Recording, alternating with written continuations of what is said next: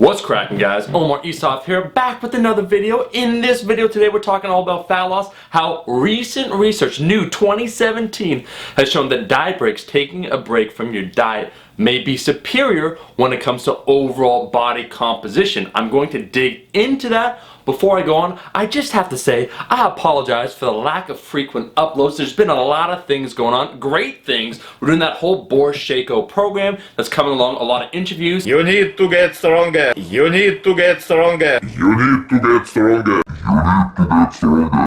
Also collaborating, stay tuned. There's some Russian lifters that are going to be featured on this channel. Some people that will be coming up to Toronto in 2018. Just getting a whole lot of things organized. And lastly, myself and Silent Mike, we've finally launched our podcast. It is dropping January 2nd. We're calling it the Mama's Boys Podcast. Make sure to follow. Link is in the description for the updates on that. We're here to take over. We recorded damn near 10 episodes. We're meeting up once again in January in New York to record even more episodes. So a lot of things going on. Just stay tuned. The YouTube content in 2018 is going to go from whatever this is to over here. Back to the video. Diet breaks, how they can be effective. If you want the short summary for this video, a diet break where you take a deliberate planned break from your diet where you eat at maintenance. A diet break is not where you just go YOLO and eat whatever the hell you want and gain all the way back. You eat at maintenance. So let's say you're in a caloric deficit, you're dieting 4 to 8 weeks. Every 4 to 8 weeks, perhaps taking 1 week away to do a diet break actually might enhance your results,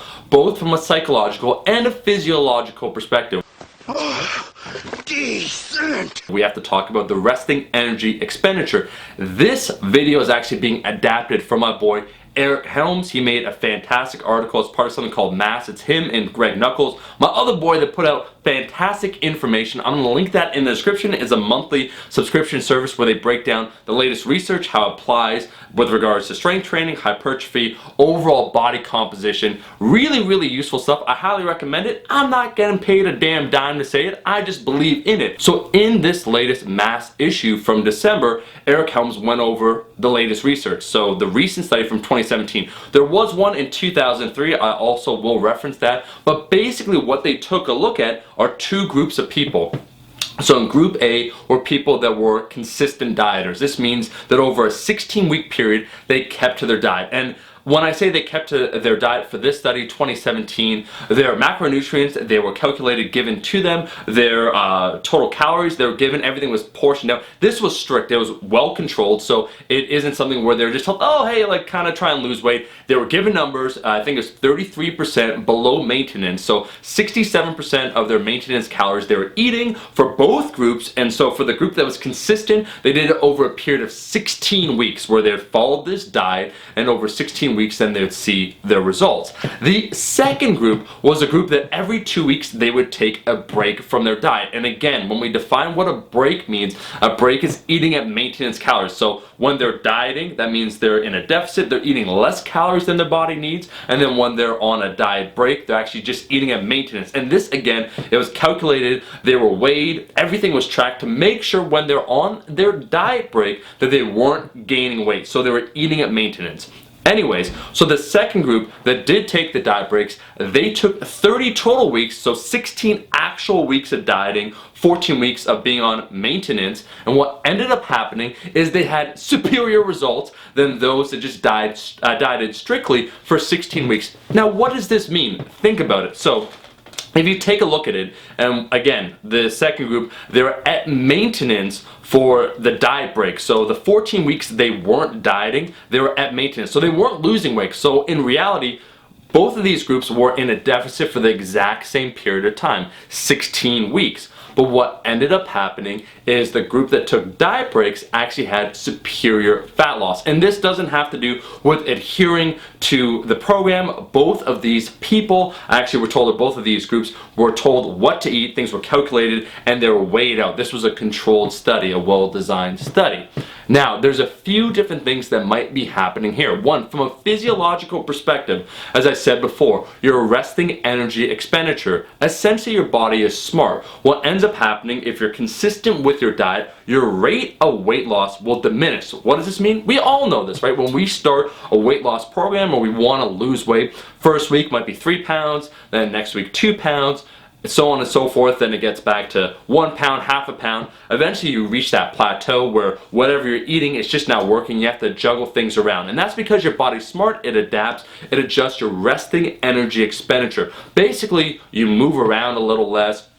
Your total consumption of calories your body needs goes down. Your body's smart and wants to hold on to its weight. On the other hand, the group that took that diet break, or took those diet breaks once every 2 weeks, didn't have as a pronounced resting energy expenditure decline. So that means that what ended up happening when they took the break, they came back, they resumed their diet, their REE, resting energy expenditure, was higher than those that were consistently dieting. So from a physiological perspective, this can be really good. We've thought about this from before, and many people said this from a psychological perspective. You know, that burden of dieting, you think, oh man, I've been dieting for so long, I'm sick of it, I want to eat a damn donut. That happens to everyone, and so diet breaks from smart coaches like 3DMJ, Eric Helms, they've implemented it for a while. And we assumed, of course, that there were definitely psychological benefits of taking a break from dieting. Again, when we say break, I can't emphasize that enough, because some people are like, shit, man. I think they're going to watch this video and think, all right, I could diet hard 2 weeks, go YOLO 1 week, hop back on. When I say break, it means eating at maintenance can be very healthy when it comes to that psychological benefit. But also, potentially, there might be something when it comes to that physiological side, resting energy expenditure. And even more so, what's exciting, if this is the case, they did a 6-month follow-up with both groups, those that consistently dieted and those that took the breaks. And what ended up happening, those that took those breaks actually were able to maintain more of the weight that they had lost. So they actually had a better body composition 6 months after this experiment than those that just consistently dieted. And this kind of confirms some of the things that occurred in a 2003 study that shows once again that a diet break can be beneficial. Now, before we get all excited and think, holy shit, like this might enhance my body composition from a psychological perspective, I might feel better.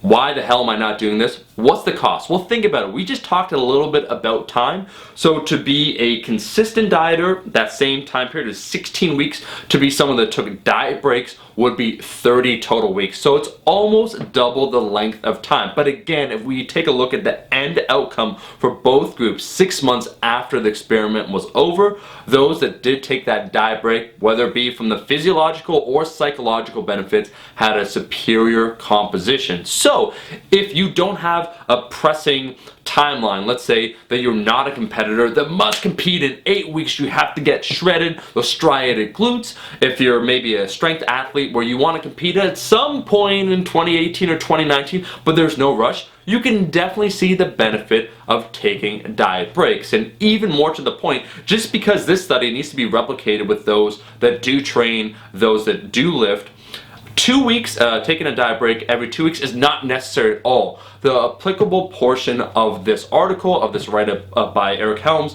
stated that every 4 to 8 weeks you should try and take 1 week off, or 1 week at maintenance. So again, you calculate both of them. You're in a deficit for 4 to 8 weeks, then you take 1 week of maintenance, hop back on. Not only from that benefit, from that clearing of the mind, thinking, oh, I'm not dieting anymore, I can enjoy a little bit more of the foods that I want to enjoy, but also from your REE, resting energy expenditure, there also might be some benefits. Really cool to see how in a lot of cases what really good coaches are doing. If you've heard about it before, it's something that I actually did in 2016 on myself when I was doing a body recomp from reading stuff from guys like Eric Helms and 3DMJ, taking a diet break while losing weight. I think oftentimes we're kind of all or nothing, and people hear, oh, a diet break, oh man, you're too weak, like you couldn't hack it, this and that. It's like, no, it's like for sustained long-term progress. Again, the tortoise versus the hare, sometimes being the tortoise is the right choice. So sustained long-term progress. Think about this the next time you try and lose weight. Really cool to see new research coming out. This is all I had to say in the video. Do you agree with this? Will you start implementing diet breaks? What do you think? Let me know in the comment section below. Thank you so much for watching this video. If you liked the video, make sure to like the damn video, and also make sure to check out Mass, the monthly subscription, which allows you to get access to all these tidbits of research, how to apply it. I highly recommend recommend it. Link is in the description. It's super cheap, less than the cost of going to a movie. And then lastly, that podcast, Mama's Boys, is coming in January. We're here to take over the fitness podcast game. Follow that in the description on Instagram. I'll see all you guys, my rascals, in that next video. Peace. Eat your vegetables, eat your vegetables, eat your fucking vegetables.